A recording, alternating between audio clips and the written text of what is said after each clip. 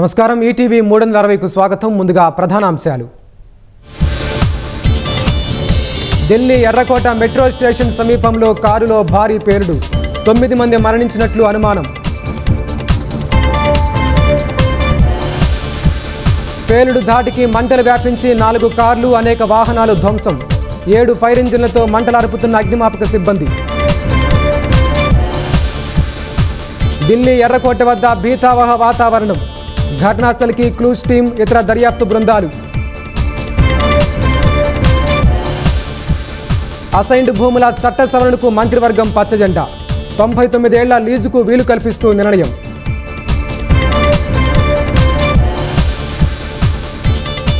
పేదలందరికీ ఇళ్ల విషయంలో మంత్రులు, ఎమ్మెల్యేలదే బాధ్యతన్న సీఎం. నివాస స్థలం లేని వారికి ఏడాదిలోగా ఇచ్చేలా చర్యలు తీసుకోవాలని ఆదేశం. తుపాను ప్రభావిత ప్రాంతాల్లో కేంద్ర బృందం పర్యటన. దెబ్బతిన్న పంటల పరిశీలన, నష్టపోయామని రైతుల ఆవేదన.